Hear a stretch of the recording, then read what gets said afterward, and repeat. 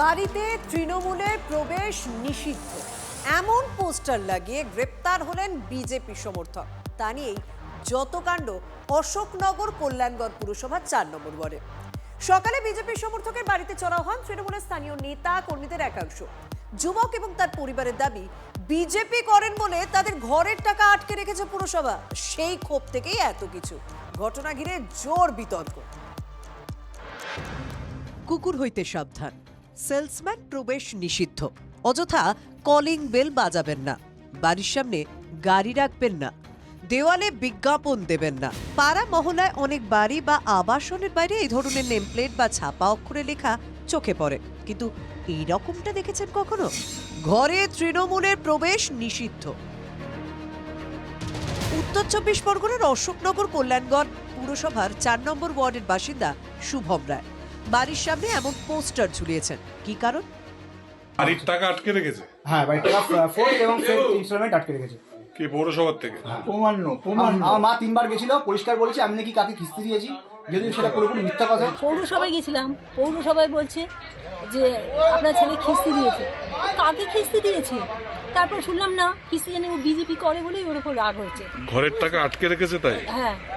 এই পোস্টার দেখে বেজায় চটেছে তৃণমূল। অভিযোগ থানায় যেতেই পুলিশও বিরাট তৎপর। দেখুন না কিভাবে পুলিশ শুভমকে ধরে নিয়ে যাচ্ছে, যেন বড় সড় অপরাধী। এখানেই ব্যাপারটা থামেনি। শুভমের বয়স্ক মা বাবাকেও সমঝে দিয়েছেন পাড়ার দাদা দিদিরা। হবে কেন? আর এসব লিখবে কেন?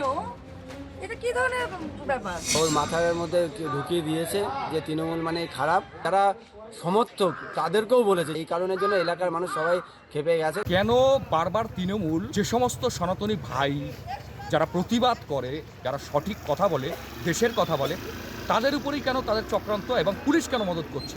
হাবড়ার বিধায়ক প্রাক্তন মন্ত্রী জ্যোতিপ্রিয় মল্লিক জেলা তৃণমূলের দায়িত্বে ছিলেন একসময়। ক্ষমতায় আসার পরে তৎকালীন খাদ্যমন্ত্রী সিপিএমকে বয়কটের নিদান দিয়ে বলেছিলেন, সিপিএম নেতা বা কর্মীদের বিয়ে বাড়িতে যাওয়ার দরকার নেই, সম্পর্ক রাখবেন না, পাশে বসবেন না, চা খাবেন না, মেলামেশা করবেন না।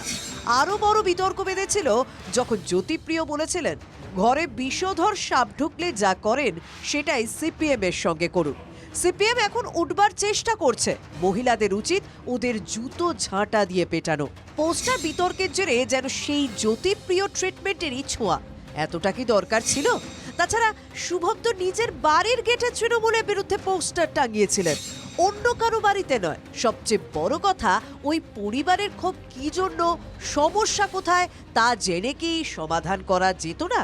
তাতে তো দৃষ্টান্ত তৈরি হতে পারত। এখন তো পুরোটাই হুমকির কারবার। দীপঙ্কর দাসের রিপোর্ট, TV9 বাংলা।